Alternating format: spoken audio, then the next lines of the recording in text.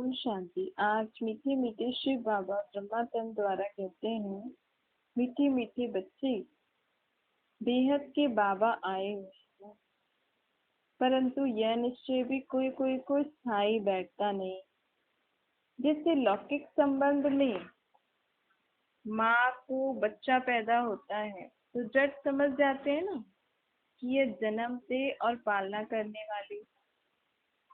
तो यहाँ भी जट समझना चाहिए ना। अब तुम बच्चे जानते हो भक्ति के बाद ही भगवान मिलता है।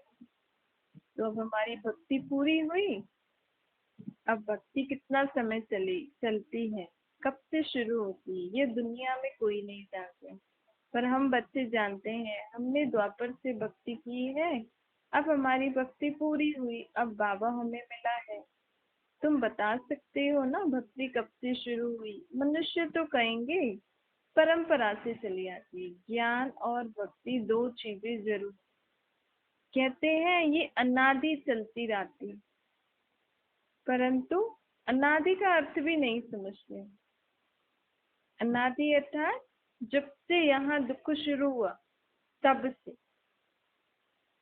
अनादि मतलब परंपरा से, शुरू से, सृष्टि के आदि से नहीं। जब भक्ति अर्थात जब दुख हो, जब से दुख शुरू हुआ तब से शुरू हुई है। ये ड्रामा का चक्कर अनादि काल ही फिरता रहता है, उनका आदि अंत नहीं। मनुष्य तो गपोड़े लगाते हैं, कभी कहते हैं इतने वर्ष हुए, कभी कहते हैं इतने वर्ष हुए। बाप आकर हमें सब सिद्ध कर बताते हैं ना। शास्त्र आदि पढ़ने से कोई बाप की प्राप्ति तो नहीं होगी ना। अगर होते ही तो अभी इतने सालों से लोग शास्त्र पढ़ रहे हैं, तो फिर अभी तक क्यों नहीं हुई है भगवान की प्राप्ति? बाप की प्राप्ति तो सेकंड में होती है ना। सेकंड में आत्मा को निश्चय होता है और बाप की प्राप्ति। अभी भी बहुत सारे बच्चे सुनते हैं हम आत्मा है, हमारा बाप परमात्मा, लेकिन जब तक वो निश्चय नहीं बैठेगा तब तक बाबा से जो प्राप्ति होनी चाहिए आत्मा को, वो तो नहीं होती है ना। तो सेकंड की बात है। बच्चा बाप को माने तो बाबा की सब कुछ बच्चे का हो जाएगा। सेकंड में जीवन मुक्ति गाई हुई है ना। ये भी किसको पता नहीं कि बाप कब आते हैं। कल्प की आयु लंबी कर दी है। अब बाप तो जानते हैं और बच्चे भी सब कुछ जानते हैं, परंतु वंडर ये है जो 10-20 वर्ष हो गए तो भी कोई को पूरा निश्चय नहीं होता है। क्योंकि कई लोगों को जो बाबा के घर में प्यार मिलता है, स्नेह मिलता है, उसके कारण आते हैं। कई को ज्ञान की बातें सुनने में अच्छा लगता है, इसलिए ज्ञान सुनते हैं। लेकिन आत्मा, मैं आत्मा हूँ और मेरा वो बाप है, इसमें अगर किसी को निश्चय हो जाएगा ना, तो वो कोटों में कोई में भी कोई है। 100% निश्चय जिसे कहते हैं। बाबा कहते हैं 10-20 सालों से भले लोग ज्ञान में चल रहे हैं, लेकिन कोई को पूरा निश्चय हो तो बहुत कम है ना। निश्चय होने के बाद फिर तो कभी कह न सके कि हमारा बाप नहीं है। अगर किसी को निश्चय हो जाएगा ना, तो उसकी सारी जो भी मुख की वाणी, सोच जो पहले दुनिया के हिसाब से थी, वो अब परिवर्तन हो जाएगा। और समझो किसी का बाप नहीं है, माँ बाप नहीं है, कोई संबंधी नहीं है, तो वो ये नहीं कहेगा कि हमारा बाप नहीं है, ये संबंधी नहीं, क्योंकि बाबा से तो सर्व संबंध निभाने हैं ना। है भी बहुत सहज ना। तुमको तो बच्चा बनने में भी बहुत टाइम लगा, 10-20 वर्ष में भी पूरा निश्चय नहीं हुआ। अब तुमको किसको परिचय देते हो तो सेकंड में निश्चय हो जाता है ना। जनक की बात भी पिछाड़ी की है। ऐसे भी कई बच्चे हैं जिनको सेकंड में निश्चय हो जाता है। तो जनक का जैसे एग्जाम्पल शास्त्रों में लिखा है ना, जनक ने सेकंड में जीवन मुक्ति पाई। आया पिछाड़ी में, मतलब ऐसी भी आत्माएं अभी आएंगी और आ रही हैं जो पिछाड़ी में आएंगी, क्योंकि दिन प्रतिदिन बहुत सहज होता जाता है ना। और सुनेंगी कि हम आत्माओं का बाप आया है, तो झट उनको निश्चय हो जाएगा। तो वो पीछे वालों से भी आगे चले जाते हैं, क्योंकि ज्ञान में मुख्य तो यही है ना, आत्मा और परमात्मा। फिर ज्ञान का विस्तार तो बहुत सहज है, लेकिन जिसको मेरा बाप परमात्मा है ये निश्चय हो गया तो फिर वो बहुत तेजी से आगे चला जाएगा। इस ज्ञान मार्ग में आगे जाने का मतलब उसके गुण, संस्कार, स्वभाव बहुत जल्दी जल्दी परिवर्तन हो जाएंगे। विकार आदि छोड़ देंगे, खान पान में लहसुन प्याज छोड़ देंगे, जो भी बाबा कहेंगे ना, क्योंकि बाप मिल गया ना, मतलब एक निश्चय हो गया कि मेरा बाप मुझे कह रहा है कि ये सब चीजें खाने से आपको ठीक नहीं है, आपके लिए गुस्सा करना ठीक नहीं है, मोह कर रखना ठीक नहीं है, लोभ करना ठीक नहीं है, विकार में नहीं जाओ। तो जब बाप कहता है तो फिर बच्चों को लगता है ना, नहीं मम्मी पापा ने कहा है, बच्चे घर में भी ऐसे होता है ना, नहीं मम्मी ने मुझे मना किया है। तो जिनका माँ बाप के प्रति रिस्पेक्ट होता है और थोड़ा डर भी रहता है, तो ऐसे ही है यहाँ। तो भगवान बाप अगर निश्चय हो जाए तो फिर मनुष्य आत्मा क्या नहीं कर सकती है, कुछ भी कर सकती है, क्योंकि परमात्मा का साथ मिला। वो तो सर्व आत्माओं का साथ बाप है ना। हम तो अथॉरिटी से कह सकते हैं ना, तुम्हारे बाप ने ही तुम्हारा भी वो बाप है, वही मना करते हैं कि ये नहीं करो। तो हम बहुत सहज बाबा की हर बात धारण कर सकते हैं। बाप कहते हैं बच्चे अशरीरी बनो। ये जो अनेक देह के धर्म है ना, अब उनको बुद्धि से छोड़ दो। कल आप घर गृहस्थी में रहते हो, लेकिन हमारी बुद्धि में अब बाबा जैसा कहते हैं कि ये जो अनेक धर्म और उसके रीति रस्म में, इन कारण हमारे अंदर बहुत ही भेदभाव आ जाता है। आत्मिक नाते से देखने से हम सब एक एक हो जाते हैं। तो बाबा कहते हैं अब ये अनेक देह के धर्म छोड़ो, असल तो एक धर्म ही था ना। और उससे भी अगर हम आगे जाएं तो आत्मा का धर्म तो शांत है, सभी आत्माओं का एक धर्म है। और वैसे तुम आत्माओं का धर्म था आदि सनातन देवी देवता धर्म। एक से ही वृद्धि होगी ना। यह है वैरायटी मनुष्य सृष्टि का जाड़। वैरायटी धर्मों का जाड़ को भी तुमने जाना है। ये मनुष्य सृष्टि एक वृक्ष समान है। इसमें अलग अलग धर्म जो है ये इस वृक्ष की टाल टाली है। और जो इस वृक्ष का तना देवी देवता धर्म था, उसका अब नामो निशान नहीं है। उस धर्म की आत्माएं हैं, लेकिन उस धर्म की रीति रस्म अब गुम हो गए। और वो वृक्ष, अब ये पूरा वृक्ष भी एकदम सड़ गया है, क्योंकि कोई धर्म में अब सुख नहीं। बस द्वापर में जब और धर्म आए थे तो सब सुख देखा। जैसे जैसे धर्मों की वृद्धि हुई तो देवी देवता घराने की आत्माओं ने सुख देखा तो दूसरे धर्मों में कन्वर्ट हो गई। अभी भी कई भारतवासी जो अपने को हिंदू धर्म वाले कहते हैं, दूसरे धर्मों में चले जाते हैं, क्योंकि इतना झंझट नहीं होता है ना जितना भारतवासी जो अपने को हिंदू धर्म वाले कहते हैं। यहाँ बहुत ज्यादा विस्तार है भक्ति का, और नियम मर्यादा जो भी इनकी रीति रस्म है, इसीलिए। और यहाँ जो देवी देवताओं की ग्लानि करते हैं, ये कई भारतवासियों को अच्छा नहीं लगता है, तो दूसरे धर्मों में कन्वर्ट हो जाते। लेकिन अब तो सारे धर्मों में कोई सुख नहीं है, सब में कुछ न कुछ दुख अशांति तो है ही। अर्थात ये मनुष्य सृष्टि रूपी झाड़ एकदम जड़जड़ीभूत हो गया है। तो अब इस झाड़ का बीज परमात्मा, वो इस सृष्टि पर आए हैं फिर से नए झाड़ का कलम लगाने। तो मनुष्य सृष्टि रूपी झाड़ का बीज है परमात्मा, और इसकी जड़ें हैं हम ब्राह्मण धर्म, जो अभी हम बने हैं बाबा के बच्चे। हम इस वृक्ष की जड़ें हैं। फिर हम ही आत्माएं जाके सत्युग में देवता बनी। जो पूज्य आत्माएं थी वह पुजारी बनी। अब बुद्धि में आना चाहिए कि भारत प्राचीन धर्म, भारत का प्राचीन अच्छा सबसे पहले भारत में कौन सा धर्म था? आदि सनातन देवी देवता धर्म। उस धर्म का स्थापक है निराकार परमात्मा शिव। तभी तो भारत में शिव जयंती मनाते हैं। मंदिर भी हैं ढेरों के ढेर। जो सबसे बड़े से बड़ा मंदिर है बाप का, कौन सा? निर्वाण धाम।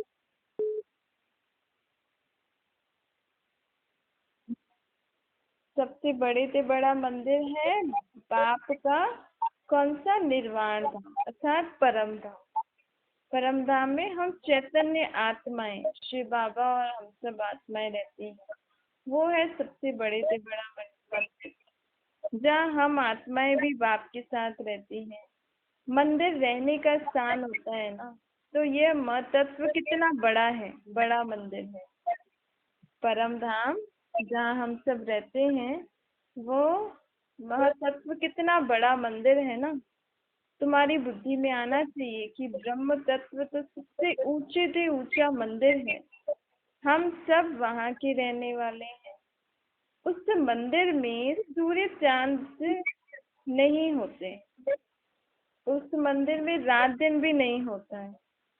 सिर्फ हम सब आत्माएं निराकार रूप में वहाँ रहते हैं। जैसे तो पेड़ में पत्ते लटके होते हैं, वैसे हम वहाँ रहते हैं। असल हमारा रूहानी मंदिर वह निर्वाण धाम। आज बाबा ने हमें नई बात बताई कि हमारा घर रूहानी मंदिर है, अर्थात आत्माओं का मंदिर है।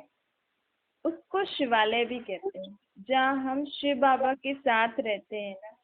शिव बाबा कहते हैं मैं उस शिवालय का रहने वाला हूँ। वह बेहद का शिवालय है। तुम शिव के बच्चे भी वहां रहते हो ना। वह है इनकॉर्पोरियल शिवालय। वह है इनकॉर्पोरियल शिवालय, मतलब जहाँ पर शरीर नहीं होता है। फिर ये है कॉर्पोरियल, नीचे धरती हो जाती है जहाँ हम शरीर रहते हैं।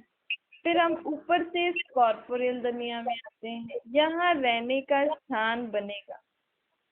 फिर कॉर्पोरियल में आते हैं तो यहाँ रहने का स्थान बनेगा। अभी शिव बाबा भी यहाँ आए हैं ऊपर से।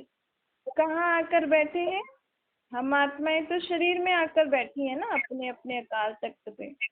शिव बाबा को भी तो अकाल तख्त चाहिए, वो फिर ब्रह्मा के शरीर में आकर बैठते हैं।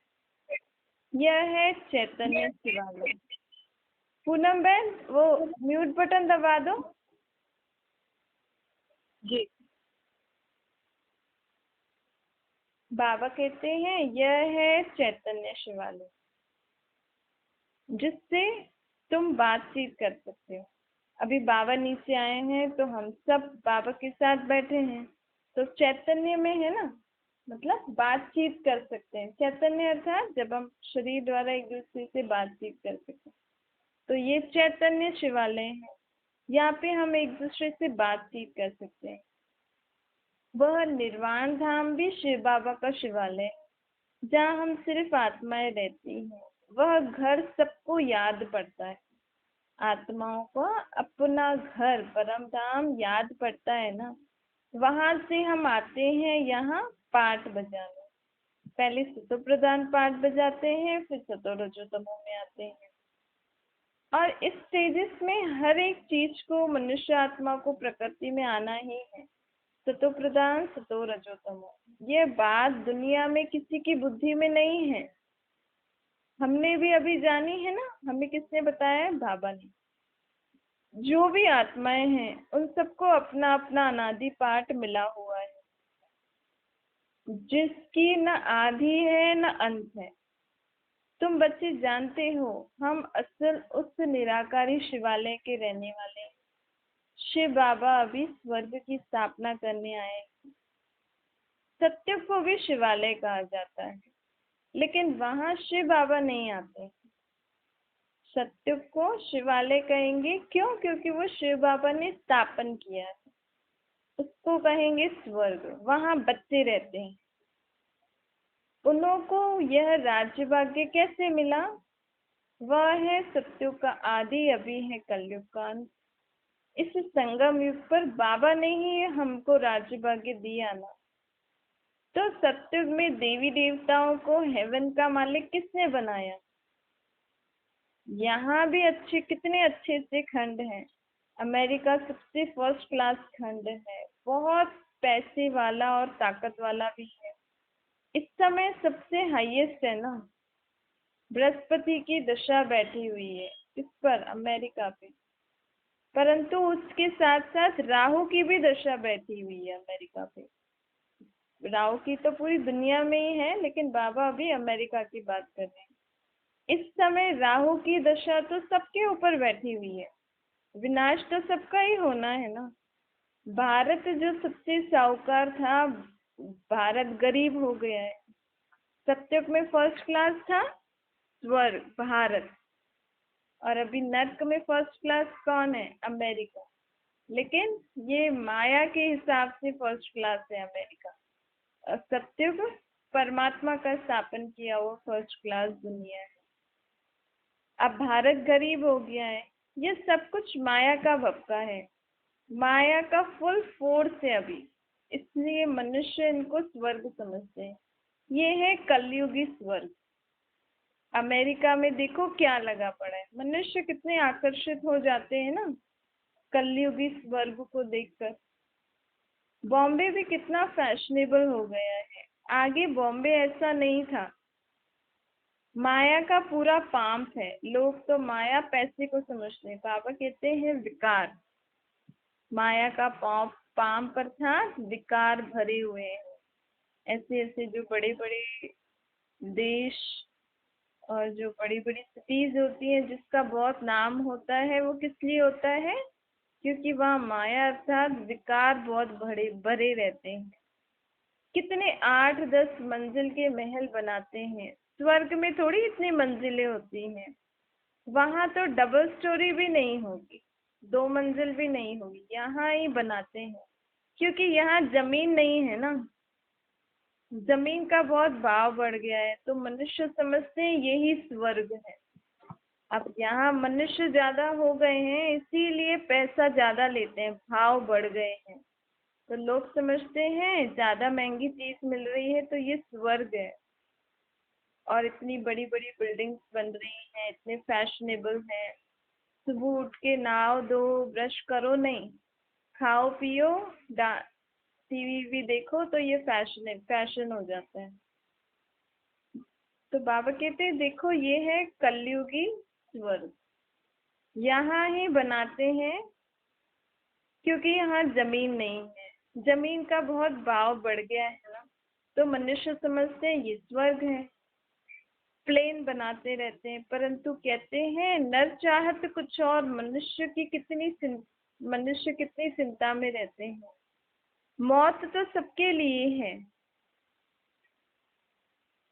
अब बाबा कहते हैं मौत अर्थात सभी आत्माओं को अब शरीर छोड़ के इस कलयुगी स्वर्ग से जाके इस असली स्वर्ग में वही चलेंगे जो अभी बाबा के साथ अपनी प्रीत बुद्धि रखेंगे। जिनकी इस कलयुगी स्वर्ग से प्रीत बुद्धि नहीं होगी ना, वो असली स्वर्ग देखेंगे। कौन सा?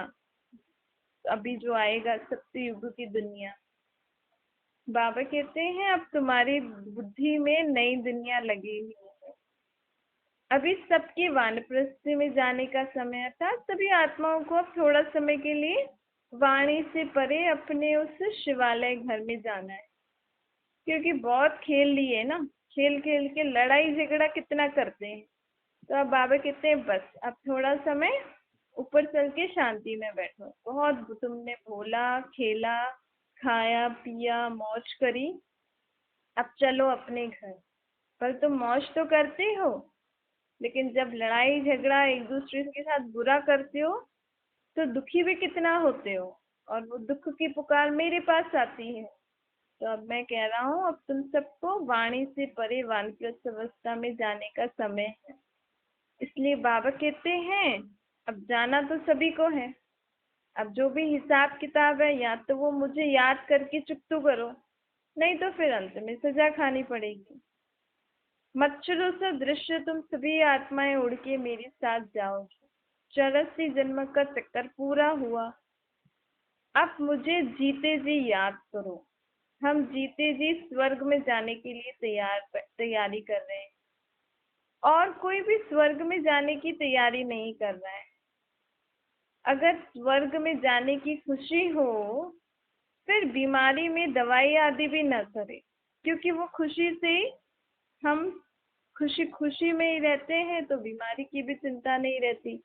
पता है ना ये बीमारी भी हो रही है, मतलब हिसाब किताब चुकतो हो रहा है। हम बिना सजा खाए अपने घर जाएंगे, फिर सत्य की दुनिया में आएंगे। तुम जानते हो वह स्वर्ग में तो जाते नहीं है, जो लोग नहीं जानते वो स्वर्ग में नहीं जाएंगे।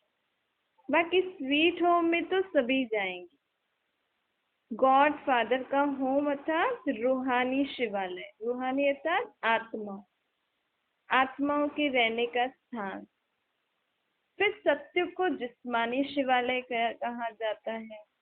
उस स्वर्ग में जाने के लिए अभी हम पुरुषार्थ कर रहे हैं। कौन से शिवालय में जाने के लिए पुरुषार्थ कर रहे हैं? जिस्मानी शिवालय। उससे रूहानी शिवालय में तो सभी जाएंगे। बाबा समझाते हैं ब्रह्मा का दिन ब्रह्मा की रात मशहूर है। जब रात पूरी हो जाती है ना, अर्थात जब कलयुगी रात पूरी हो जाती है, तब मैं आता हूँ। लक्ष्मी नारायण का दिन और रात नहीं कहेंगे, बल वही ब्रह्मा लक्ष्मी नारायण है, ब्रह्मा सरस्वती बनते हैं कलयुग के अंत में आके। लेकिन शुरुआत इस संगम युग का आदि तो ब्रह्मा से हुआ ना। दिन की शुरुआत ब्रह्मा से हुई है, क्योंकि अभी रात पूरी हुई, अभी अमृत वेले का समय हो रहा है। तो सबसे पहले बाबा ने उस आत्मा को उठाया है जिसको सतयुग में अभी कृष्ण का पाठ बजाना है। तो मतलब अभी तो उसको ब्रह्मा का पाठ बजाना है ना। तो अभी दिन शुरू हुई, फिर वही आत्मा जब विकार में जाती है तब से दुनिया में अंधेरा शुरू हो जाता है। तो ब्रह्मा का दिन और रात गाया हुआ है। लक्ष्मी नारायण को यह ज्ञान नहीं होता है, इसीलिए ब्रह्मा और ब्राह्मण ब्राह्मणियां समझते हैं कि शिव की रात्रि कब होती है। और लक्ष्मी नारायण को तो ये भी नहीं पता होगा कि हम अपने पिछले जन्म में ब्रह्मा सरस्वती का पाठ बजा के आए हैं और हमें ही द्वापर युग से फिर विकार में जाएंगे, हम पतित बन जाएंगे। लेकिन ब्रह्मा की आत्मा को तो सब कुछ पता है ना, इसलिए ब्रह्मा का दिन ब्रह्मा की रात गाया होता है। बाबा कहते हैं दुनिया इन बातों को नहीं जानती है। अब हमने जाना है ना शिव की रात्रि क्यों बोलते हैं, क्योंकि शिव बाबा जब कलयुग की घोर अंधियारी रात पूरी होती है तब आते हैं। दुनिया तो इन बातों को नहीं जानती, शिव निराकार है, वह कैसे आते हैं। तो तुम्हें भी, अगर आप मंदिर जाते हो, कई अगर जाते हैं, कई लोग अगर जाते हैं, कईयों की तो भक्ति छूट जाती है क्योंकि शिव बाबा तो निराकार है, तो फिर वो दूध आदि चढ़ाना। पर फिर भी फैमिली के हिसाब से कभी आपको जाना होता है ऐसे, तो आप वहां पे भी युक्ति से पूछ सकते हो कि शिव का लिंग ही क्यों बनाते हैं, ऐसे ऐसे करके। फिर उनको ऐसे परिचय भी दे सकते हो। पहले उनसे पूछो, फिर उनको युक्ति से उसका आंसर भी बता दो। शिव की जयंती क्यों मनाई जाती है, शिव की रात्रि क्यों मनाई जाती है, ऐसे ऐसे प्रश्न हम पूछ सकते हैं। तो बाबा कहते हैं अब तुम बच्चों को नई दुनिया के में जाने के लिए मैं नई पढ़ाई नई शिक्षा दे रहा हूँ। राजधानी तो स्थापन यहाँ ही होनी। धीरे धीरे यह दैवी जाड़, जो जाड़ बन रहा है ब्राह्मण धर्म में जो आ रहे हैं, फिर यही सब आत्माएं सतयुग में जाएंगी। तो झाड़ धीरे धीरे बढ़ता है ना, अब तो बहुत बढ़ चुका है। अब नई दुनिया आई की आई। जैसे नया नया झाड़ लगते हैं तो तूफान भी लगते हैं ना, कभी कभी गिर भी जाता है, इसीलिए झाड़ की बहुत संभाल करनी पड़ती है। ऐसे नए नए बच्चों की भी बहुत संभाल करनी होती है। जो नए नए बच्चे बनते हैं ना, उनको भी अपनी पूरी संभाल करनी चाहिए। बाबा को घड़ी घड़ी याद करना चाहिए, ज्ञान चिंतन करना चाहिए, ताकि हमारी वो अचल अडोल स्थिति बन जाए। विश्व का बादशाह बनना है ना। अभी हम नई दुनिया में जाने के लिए तैयार हो रहे हैं, दुनिया वाले नहीं जानते हैं। तो जब तक उनको भी ये बातें समझ में आए, तब तक अपना संग से बहुत संभाल करना है। अच्छा, कोई भी अगर हमें अच्छी वैसी बात बोले तो सुननी नहीं चाहिए।